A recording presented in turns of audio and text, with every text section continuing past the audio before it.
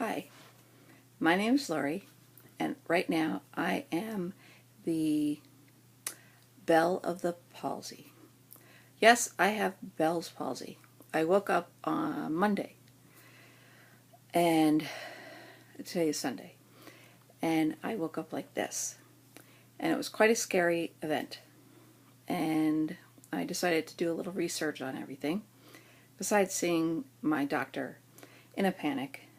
And she sent me to an ENT specialist immediately. And they said that I had shingles in my ear, which is causing the Bell's palsy. So I decided to read up on everything I could. And there wasn't a lot of information out there.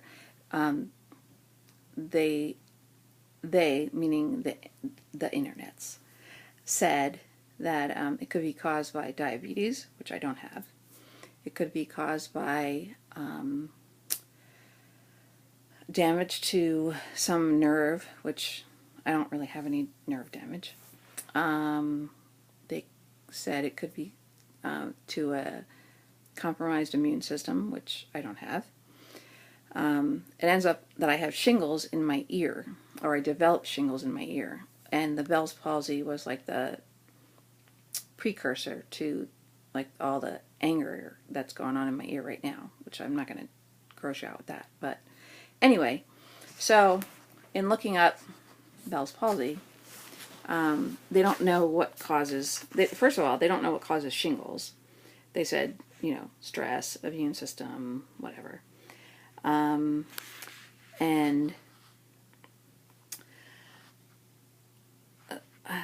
I don't know, it wasn't good enough for me, so I had to do a little research. So Bell's palsy, in my prescription for nutritional healing,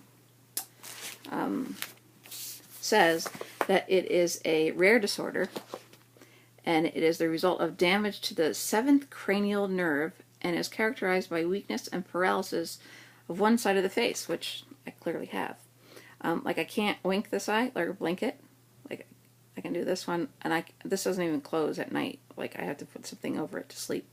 And obviously, like this side of my face is paralyzed, and this side's not. And I have no feeling.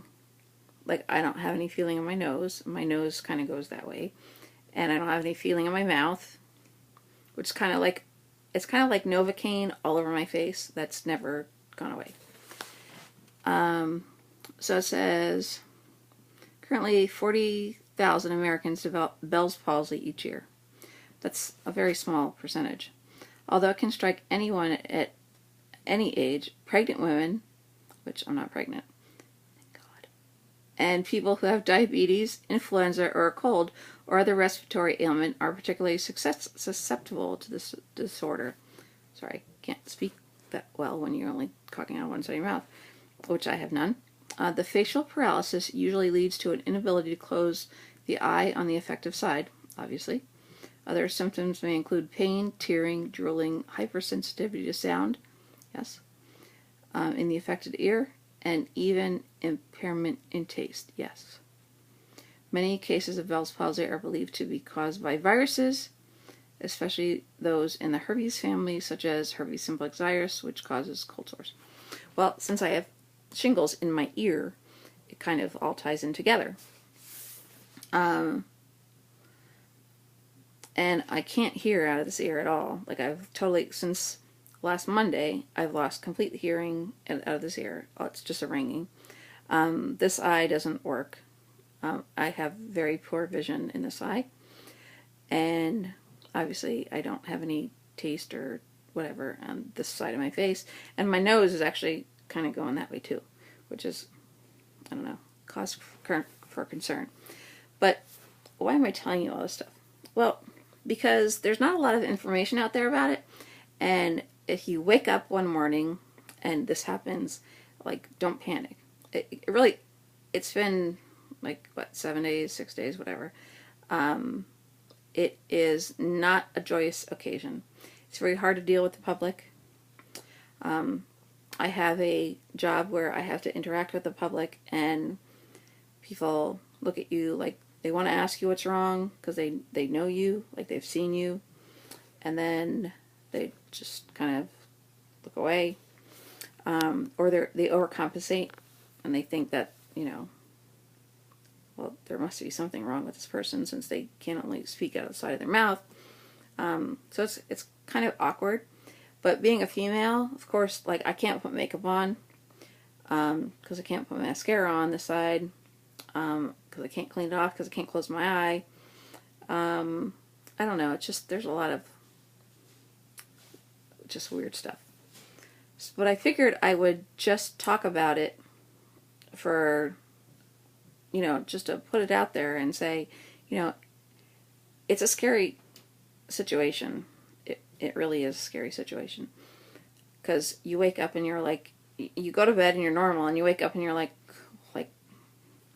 what the hell? So, I just figured I would, like, set the record straight and tell everybody that it's not that bad. It's bad, but it's not that bad. It hurts, like my face, like, yeah, my face hurts. It's killing me, because everything feels like it's being pulled. So there's a lot of like muscle tension on this side of my face because like everything's going that way. If I cover up this side of my face, like it looks like I have this beautiful, like I got Botox and it's just beautiful. But then when I go this side, it's like then I can really smile. Hey, like my usual smile. But when I put the two sides together, it's really kind of messed up. So I don't want to babble too much, but I just wanted to put myself out there and say, if you wake up and somebody says, oh, you have Bell's palsy, or your face is drooping, don't be scared. Go see your doctor. And there's a reason why, although it's a very, as it says, that it's a rare disorder, which I don't, rare disorder. But it does say in here, the prognosis for people with Bell's palsy is very good.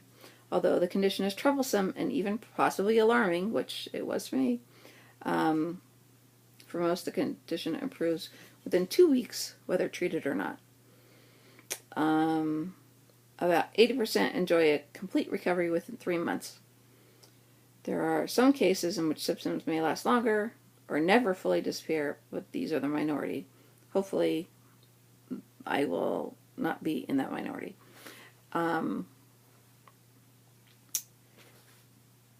It just stinks having it in the summer because I want to go outside and hang out, and having shingles, people don't want to hang out with you, because if you haven't had chickenpox, which a lot of people have not had chickenpox because I had chickenpox, but like younger people, like Gen X people, don't have chickenpox because they get the vaccine, like my kids. Gratefully, they had chickenpox. But if I'm around somebody who didn't have chickenpox, then they can get the chickenpox from me because I'm carrying the shingles.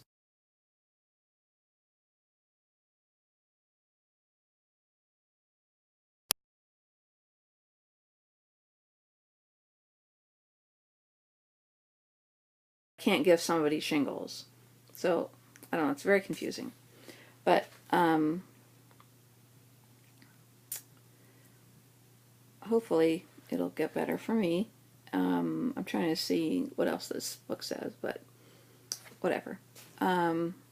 So I go back to my ENT specialist tomorrow, and I've been out of work since Wednesday. I went to work Monday, and then I went to the doctor twice on Monday, and then they took me out of work for that afternoon, and then I went back to work the next day and had a very long day, and it was not good. And then the following day I had a follow-up appointment to the ENT, and they said, don't go back to work until 27th, which is Tuesday. So I don't have to go back to work actually until the 27th. But the first thing my boss said to me after he looked at me on Monday morning, he said, should I change my vacation plans?